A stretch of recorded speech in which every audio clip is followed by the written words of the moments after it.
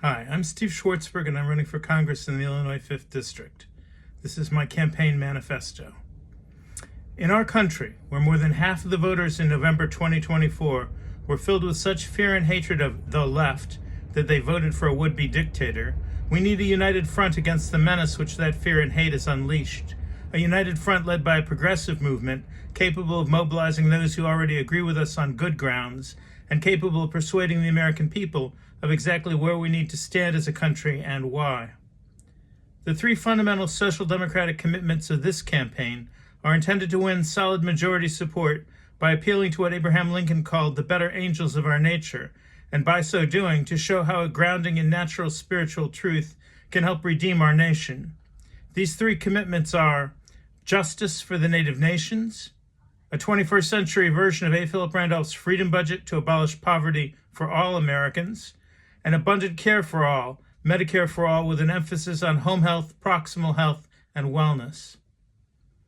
I joined the Young People's Socialist League in the late 1970s when the great civil rights organizer Bayard Rustin was the national chairman of the adult organization, the Social Democrats USA, and became active in politics again in 2016, knocking on doors for Bernie Sanders in Iowa and Wisconsin.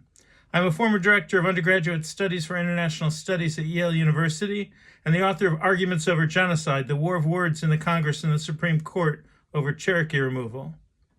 I first ran for Congress in 2018 and received 4% of the vote. Justice for the people of the native nations, the peoples of the native nations, is the issue closest to my heart. I think this justice must begin by rejecting the fraudulent claims of the United States to a right to dominate these peoples and their lands, and ultimately lead to our recognition and acceptance of the principles of the international laws and usages of Turtle Island, this continent, before the Euro-Christian invaders arrived, as the foundation for our living together on and with this land in a good way. In 2018, I called for a 21st century version of A. Philip Randolph's freedom budget to abolish poverty. Such a budget would not only guarantee employment for all those able and willing to work, it would help to restore natural waterways and wetlands in both rural and urban settings, to increase and rewild our forests and restore mangroves and mangrove islands along our coasts, to fix our shipping locks and roads and bridges and our railways and mass transit systems, to transform our agricultural and educational and housing and childcare practices with wise public investments, and to fundamentally revise our old healthcare system so that insurance bureaucrats and squeeze artists concerned with efficiency rather than medicine are removed from the provision of what I call abundant care for all. Rather than pursue tax cuts for the rich, we will pay for what we need with the restoration of American tax rates as they existed during the Eisenhower administration in the 1950s, and also by pooling our resources and borrowing in order to invest. If the investments are prudent, they will in time earn enough to pay for themselves many times over. Pooling our resources will enable us to do what we could not do separately. The approach here is the exact opposite of what has been tried and what has been found wanting since Ronald Reagan, what has been tried and failed for two whole generations in which average real wages have stagnated. The approach here is to water the tree of our economy at its roots rather than its branches or top leaves, and to support union organizing and collective bargaining. Any other approach, such as one founded or focused on tariffs, even if not pursued with a stupid and bullying incivility, is at best just a smokescreen for a continued concentration of wealth in the hands of the 1%. So-called fair trade is worth pursuing, whereas so-called free trade is not, but it has been bad public policy and not the mere existence of trade that has hollowed out the American economy. As long as we begin our public policy from a position of natural spiritual truth, a position of respect, love, and gratitude towards all life, recovery for our society and for all our relations is still possible. A politics of belonging. With love and hope for what Dr. Martin Luther King Jr. called the beloved community, this campaign invites all who read or hear these words to join in reimagining and radically revising our relationships to the land and to one another, including to all the peoples on whose land we abide. We have no right over the Indians, whether within or without the real or pretended limits of any colony, the Pennsylvania jurist James Wilson told the Continental Congress in July 1776. Grants made 3,000 miles to the eastward have no validity with the Indians. We must return U.S. law to such a stance if the nonviolent social democratic revolution this country needs is to have any chance of succeeding. The central goal of this campaign is to help us in that endeavor, to help us change our collective self-consciousness as a people and begin to develop the social self-understanding needed for genuine self-government. The egotism, arrogance, and incivility of America first needs to be replaced with the respect, love, and gratitude for all our relations that the native peoples have shown, and that brotherhood and sisterhood must extend to all our kith and kin, to every being in the web of life. The beloved community that we long for, the beloved community already forming in and formed by that sacred web of life, always already exists and at the same time is just beginning to come into our world. That beloved community is both immanent and emergent, a gift that is present from creation and a path of reverence in which we choose to share. There is tremendous suffering in the world, but the beloved community is always already here in the sense that creation is real and good and embraces us all. That beloved community is also just beginning to emerge in the sense that our maintenance of right relations with the earth and with each other must be learned by all of the smaller communities to which we belong, and indeed every being within them. The needed knowledge is in the original instructions of our spiritual DNA, but it is easy to forget what we know in the midst of what John Trudell has called technologic civilization. Writing of the Wendat nation in 1648, the missionary Father Lalemant noted, "They are free people, each of whom considers himself of as much consequence as the others, and they submit to their chiefs only insofar as it pleases them." Writing of the Montagnus Nascapi 6 years earlier, another missionary reported, "They have reproached me 100 times because we fear our captains while they laugh at and make sport of theirs. All the authority of their chief is in his tongue's end, for he is powerful so far as he is eloquent, and even if he kills himself talking and haranguing, he will not be obeyed unless he pleases." The missionary Gabriel Sagard, in an even earlier work that became a bestseller in Europe, cited by both Locke and Voltaire, observed, "They reciprocate hospitality and give such assistance to one another that the necessities of all are provided for without there being any indigent beggar in their towns and villages. And they considered it a very bad thing when they heard it said that there were in France a great many of these needy beggars, and thought this was for lack of charity in us, and blamed us for it severely." The native views that can be seen through the filter of these 17th century missionary accounts are part of the self-understanding of more genuinely self-governing societies. A self-understanding, if we will adopt it, that is capable of bringing down a corrupt billionaire class and an authoritarian administration threatening to move from trade wars of aggression to more conventional ones by invading traditional friends like Greenland or Panama or Canada or Mexico, while supporting Netanyahu's grotesque and genocidal attacks in Gaza and while ignoring Putin's grotesque and genocidal attacks in Ukraine. First, the American people were told that brutality might have to be tolerated in the interests of economic prosperity. Now we are being told to accept economic misery in the interests of pursuing brutality. The civility of traditional American politics, a civility that has always excluded some, such as, for centuries, the peoples of the native nations of this continent, is now threatened with destruction. This civility has been deteriorating for decades, but now, instead of a corrupt oligarchy more or less covertly seeking to buy elections and politicians, we face the prospect of a fascist president openly seeking to serve the billionaire class by treating the American people, and especially the working class, in a closer approximation to the way the peoples of the native nations have been treated. The challenges we face are not simply political, they are relational. Here there is tremendous room for us to learn from the native peoples how to conduct ourselves in the world. This is necessary to strengthen our capacity for resistance, and is further needed so that once this corrupt oligarchy and its fascist allies are defeated, their reemergence is effectively discouraged. And above all, such learning from the native peoples is needed so that we can maintain right relations going forward.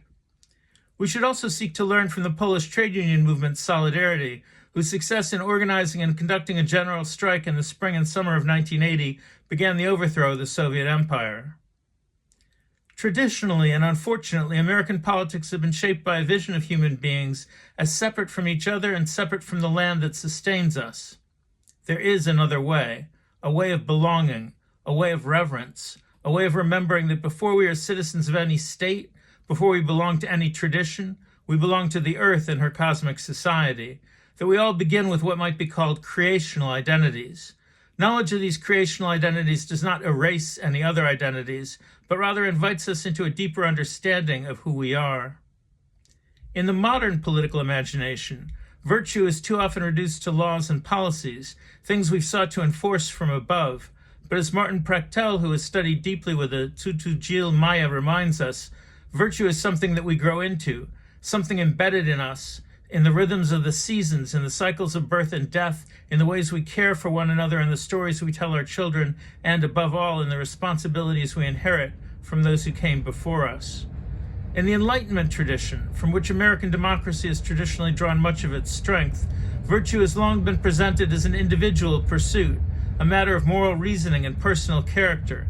In many indigenous traditions, in contrast, virtue is not something possessed, it is something enacted, something practiced within the rhythms of right relationships among beings who share creational identities. These creational identities are rooted in the fact that all beings, animate and inanimate, seen and unseen, are a kith and kin, and always already form a beloved community of which human beings are a small independent part. We are all of us responsible to act with respectful, reciprocal, trustworthy, and consensual conduct towards all life in pursuit of alignment with the balance and harmony and abundance of the earth. This is part of global knowledge, part of those aspects of indigenous knowledge that are perhaps easiest for non-natives to apprehend. The great Confucian scholar Zhang Zai sought to offer something that may be considered resonant with such global knowledge 1,000 years ago. Heaven is my father, and earth is my mother, and even such a small creature as I finds an intimate place in their midst. Therefore that which fills the universe I regard as my body, and that which directs the universe I consider as my nature. All people are my brothers and sisters, and all things are my companions. This is the heart of our vision, a society rooted not in domination but in sisterhood and brotherhood, a politics not of division but of equal belonging, a democracy that does not merely seek to govern on behalf of the people, but a more genuine self-government in which we remember who we are and who we can be together.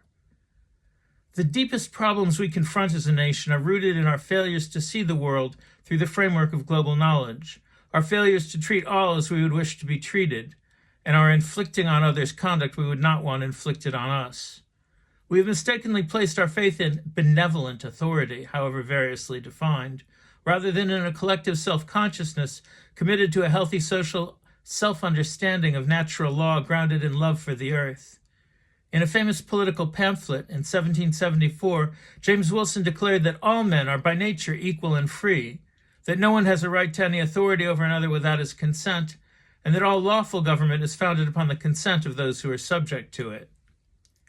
There is much truth in the understanding of natural law from which Wilson argued, but there is greater and deeper truth in the understanding of natural law from which the elders of the peoples of the native nations of this continent have spoken and continue to speak. As George Manuel of the National Indian Brotherhood, known today as the Assembly of First Nations, once said, "Perhaps when men no longer try to have dominion over the fish of the sea, and over the fowl of the air, and over every living thing that liveth upon the earth, they will no longer try to have dominion over us. It will be much easier to be our brother's keeper then." My claim that the Declaration of Independence and the Constitution were in part the product of efforts at progressive reform, inadequate but worthy efforts, I will assert by championing James Wilson, even though he was the author or an author of the terrible 3/5 compromise that strengthened slavery, a compromise that he advocated in spite of the fact that he knew and publicly said that slavery was repugnant to the principles of natural law and unauthorized by the common law. Wilson was a social democrat in all but name, and among the many people involved in founding the country, was more responsible for the revolutionary jurisprudence underlying the Declaration of Independence and the Constitution than anyone else. Indeed, the phrase, "we the people," first appears in American history in his handwriting. According to Wilson, all will receive from each, and each will receive from all, mutual support and assistance. Mutually supported and assisted, all may be carried to a degree of perfection hitherto unknown, perhaps hitherto not believed. That is the foundation of social democracy. It is a powerful starting point, but it is not good enough. Democracy and human rights as we have known them, better than monarchy or raw dictatorship as they certainly are, can nevertheless be considered as a failed attempt to emulate the more genuine self-government of the peoples of the native nations, and to belong to the land and to fellowship with her inhabitants, rather than to see the land and its inhabitants as the property of any ruler. The American people are barely 250 years old. If we are to survive and flourish for anything like the length of time that the native peoples flourished before the Euro-Christian invasion, we will have to do a better job of learning from them and to cease exploiting and oppressing them. It is only as native scholars have addressed the spiritual and ontological foundations of their own societies, as for example in God is Red by Vine Deloria Jr., The Gatawisas, Iroquoian Women by Barbara Alice Mann, and A'ajayahadizi, Worldview, Language, and the Logics of Decolonization by Mark Freeland, that these foundations have begun to become more accessible to academic audiences. Now the American people are beginning to glimpse how much we have to learn from the peoples of the native nations. The native peoples are our elder brothers and elder sisters in the cause of genuine self-government, far more advanced than we are in the history of their accomplishments, and entitled to the respect in the world that we claim for ourselves with our democracy, or were proud to do before Trump began to sully our international reputation, even in our own eyes, in striking new ways. We must remember that where these native peoples now suffer with extreme poverty and often inadequate tribal governments, this situation is one that we have imposed upon them by committing genocides and land thefts against them, and by forcing upon them governments under our control. We have for centuries claimed a right to rule over the peoples of the native nations and their lands. We have done so through federal Indian law, a body of law that is repugnant to the Constitution and that systematically denies these peoples their rights under constitutional law, to say nothing of their rights under the international laws and usages of Turtle Island, this continent, before the Euro-Christian invaders arrived. At the root of this federal Indian law, as at the root of chattel slavery and racism, is the doctrine of Christian discovery that John Marshall and a unanimous Supreme Court chose to make the basis of U.S. property law in Johnson v. McIntosh in 1823. The American people, and particularly those of us who consider ourselves Christians, have yet to come to terms with the licentiousness produced by this hybrid of 15th century religious jurisprudence and ethno-nationalism, this covert idolatrous worship of the United States as a Christian nation, and this covert adoration of aggressive Christian violence on its behalf. The Supreme Court actually claimed in 1823 that because some representatives of a Christian people saw the land on this side of the Atlantic centuries earlier, they acquired an ultimate dominion over it. This was not merely a lie, but a treaty-violating fantasy that is repugnant to the Constitution. The Supreme Court's further claim that the magic gaze of the discoverers meant that the sovereignty of the native peoples, the heathens, was necessarily diminished is what has led to the legal denial of their constitutional rights and sanctioned many genocides and land thefts, as well as more recent horrors such as the boarding schools and numerous additional treaty violations. In the words of the papal bulls Dum Diversus in 1452 and Romanus Pontifex in 1455, King Alfonso V of Portugal and his descendants were authorized to search out and enslave in perpetuity all Saracens, pagans, and other enemies of Christ wheresoever placed. This was what Willie James Jennings has called the womb from which white supremacy was born. That was the legal basis of what Bayo Akomolafe has called the transatlantic slave thefts, and its legacies continue to be felt. Following this, beginning in 1493, in order that barbarous nations may be overthrown and brought to the faith, various additional papal bulls sanctioned Spain's invasion of the so-called New World, somehow allegedly giving to Spain's monarchs, Ferdinand and Isabella, the aforesaid countries and islands, thus unknown and hitherto discovered by your envoys, and to be discovered hereafter, provided, however, they at no time have been in the actual temporal possession of any Christian owner, together with all their dominions, cities, camps, places, and villages, and all rights, jurisdictions, and appurtenances of the same. This doctrine of Christian discovery, embedded in U.S. property law since 1823, has yet to be repudiated by the Supreme Court of the United States, or, for that matter, even by the Roman Catholic Church and other Christian churches, which have, at most, issued half-hearted denunciations without really appreciating their ongoing responsibility for the continuing significance of a doctrine that they once accepted and have yet to seriously confront. The continuing significance of this doctrine in the law is an ongoing violation of the rule of law, a zone of exception whereby the Constitution simply does not apply to protect the rights of the peoples of the native nations as the framers intended it to, and is the plain logico-grammatical meaning of the text, and is the clear meaning of that text as it would have been read by an original reader. If it be true that the Cherokee Nation have rights, this is not the tribunal in which those rights are to be asserted, was the despicable way John Marshall put this exception into plain speech in sanctioning the Trail of Tears and the numerous genocides and land thefts that followed. The situation is analogous to Dred Scott v. Stanford and Plessy v. Ferguson somehow being considered settled law by the Supreme Court today and separate but equal, somehow compatible with the Constitution. The continuing significance of this doctrine of Christian discovery among Christians comes down to two questions.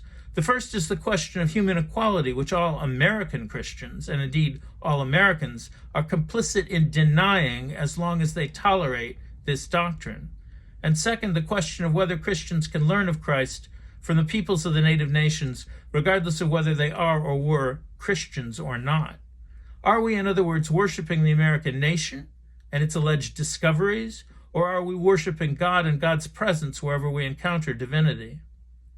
Dialogue with native peoples, as my friend Ngoni Kodakwa Blair has observed, can help Western philosophers return to the roots of their own humanity and discard the cloak of objectivity, exceptionalism, and colonization that blinds them from seeing that the world is a democracy full of intelligent beings, not things.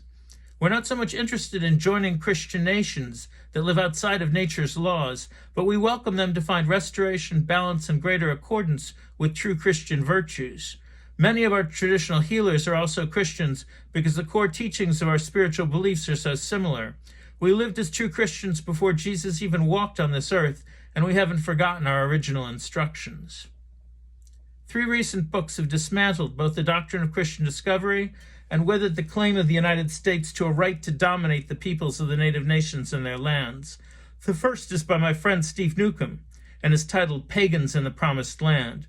The second is by my friend Peter DeRico and is titled Federal Anti-Indian Law. The third is my own, Arguments Over Genocide, the War of Words in the Congress and the Supreme Court over Cherokee Removal.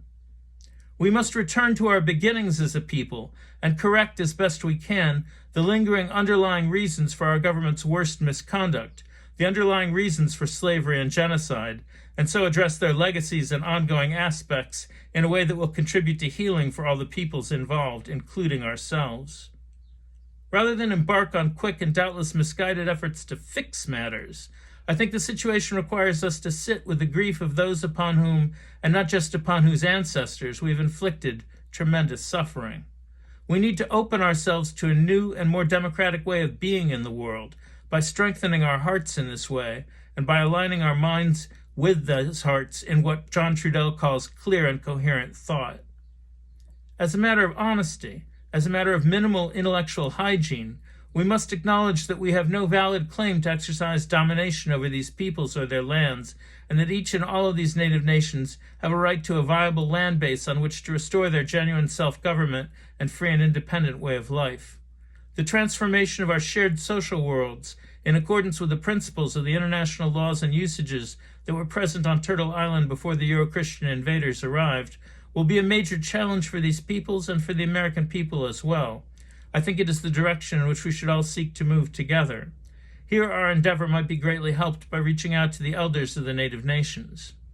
As Oren Loynes has noted, as a result of the conduct of our civilization, a great storm is here. His reaction to those who have brought this storm on all of us is striking. I said, I'll help you. I'll be right there. And that's our elders' position. When they ask for help, we better be there. Words attributed to Tecumseh express a credo in support of the sacred birthright of the native nations to what Steve Newcomb has called their original free and independent existence.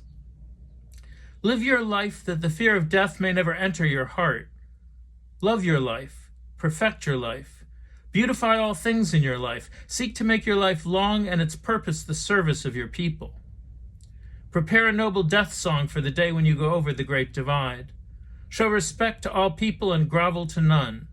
When you rise in the morning, give thanks for the food and the joy of living.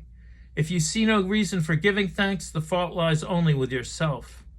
Abuse no one and nothing, for abuse turns the wise ones into fools and robs the spirit of its vision. This is a credo rooted in this land, a credo that is part of the deeper natural spiritual truths that we, the American people, should remember and adopt. We are each, as the philosopher Denise Ferreira da Silva has noted, unique expressions of everything else in the universe. And this is true of all living beings. We are intimately entangled and connected, and in a profound way, all of us are both sacred and equal. Until we see ourselves as such, and see all of us as in this together, our political movements will inevitably fall short of our aspirations. We will continue to think in terms of what is allegedly progressive or conservative or whatever, rather than in terms of what is required to live in right relationship with the earth and with each other. Love and justice are not two, as Reverend Angel Kyoto Williams has said. Without inner change, there can be no outer change. Without collective change, no change matters. This campaign is an opportunity to join together with people informed by such truths. It is an invitation to champion social democracy while knowing that it is inadequate, and an invitation to help lessen its inadequacy by lessening our collective investment in any kind of benevolent authority. What we are most in need of is a change in the spiritual foundations of our shared social life together. This is something that each of us can address, one conversation at a time. The path of reverence is not an abstract ideal, but a lived practice, one that flows through gratitude to the earth and to all of her plants and animals, winds and waters, mountains and magma, and through the daily choices that reflect our alignment with the balance and harmony and abundance of her cosmic society. In embodying this reverence, through our respectful, reciprocal, trustworthy, and consensual conduct, we not only honor the sacredness of all life, but participate in the deepest purposes for which we exist. We respect our embodiment, as the author Sophie Strand has written, in bodies that are doorways into a cosmos that is itself alive and that is filled only with life and life abundant. As a candidate in the Democratic primary, and, if need be, as an independent candidate for Congress in the Illinois 5th District, I will caucus with the Democrats if elected. It is my position, however, that both parties must learn to grasp the complex political truth of America, that our country was founded not only on slavery and genocide, but on deep dreams, some of them worthy, of building both a better country and a better world, and that both of these aspects of our reality are central to who we have been as a society. If we are to do markedly better in the future, and to live in genuine self-government rather than simply dream it, we must choose the way of reverence as a people and as human beings. We must change our collective self-consciousness and adopt a new social self-understanding grounded in the wisdom of this land and our maintenance of right relations with each other and with our grandmother Earth. We will find the energy and political will necessary for this campaign in compassion and respect for the native peoples and a strong sense of the justice of their cause, their right to have their stolen lands returned and their right to live in domination-free zones in which to recover their genuine sovereignty. Solidarity with the poor that will sustain the investment needed not only to lift them all out of poverty, but to put a solid floor under all of our wages. And a widespread desire for a fundamentally new approach to health and care, enacted through Medicare for All with an emphasis on home health and an additional emphasis on co-creating health in how we live, work, learn, and play, that leads at no financial expense to patients to our becoming a much more healthy nation. This campaign accepts no money from corporate PACs, and until we have raised enough to hire a treasurer, we will only be accepting pledges. They can be made on CrowdPac. Thank you.